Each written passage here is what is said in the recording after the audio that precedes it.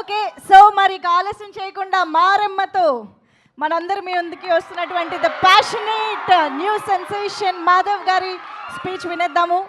అందరికీ నమస్కారం అండి. ఇక్కడికి వచ్చిన మీడియా వాళ్ళందరికీ నమస్కారం. మా అన్నయ్య మాస్ మహారాజ్ రవితేజ గారి ఫ్యాన్స్ అందరికీ నమస్కారం. అండ్ ముందుగా ఇక్కడికి విచ్చేసిన అంటే బాబీ గారికి థ్యాంక్స్ చెప్పుకోవాలి. ఇంకా మారమ్మ కరెక్ట్గా లాస్ట్ ఇయర్ ఇదే సమయంలో మొదలెట్టాం కదా మన షూటింగ్. ఇప్పుడు టీజర్ ద్వారా మీ అందరి ముందు ఉండటం చాలా హ్యాపీగా అనిపిస్తుంది.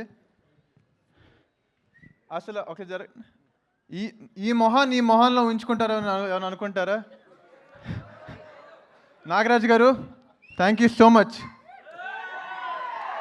అంటే నేనే ఇప్పుడు ఊహించుకోలేదు, అలాంటిది మీరు ఊహించుకున్నారు నన్ను. అలాగా లక్కీగా ఫీల్ అవుతున్నాను. ఈ స్క్రిప్ట్ నాకు చాలా ఎర్లీ స్టేజెస్లోనే వచ్చినందుకు, మీ విజన్ని సపోర్ట్ చేసినందుకు కుశాల్ గారికి, మయూర్ గారికి థ్యాంక్ యూ సో మచ్ అండి.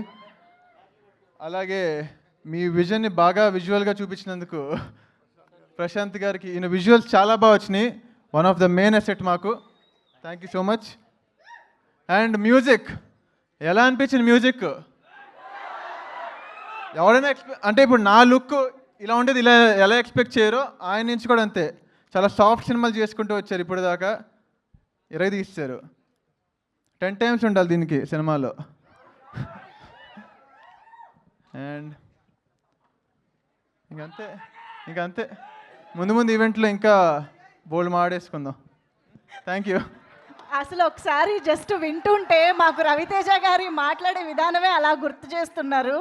ఐ థింక్ చాలా చాలా చాలా నేర్చుకుని ఉంటారు. ఎందుకంటే స్క్రీన్ మీద చూసే మేము ఆయన నుంచి ఇంత ఇన్స్పైర్ అయ్యామంటే, రోజు దగ్గరగా చూస్తూ మీరు ఎంత ఇన్స్పైర్ అయ్యి ఉంటారు, ఎంత నేర్చుకుని ఉంటారు కదా.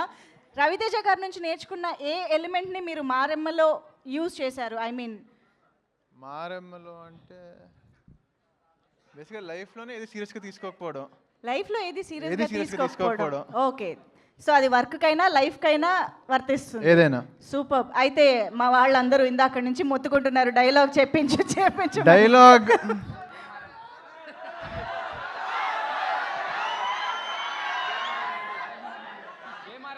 ఈ డైలాగ్తో డిసప్పాయింట్ అవ్వకండి. జై మారమ్మ.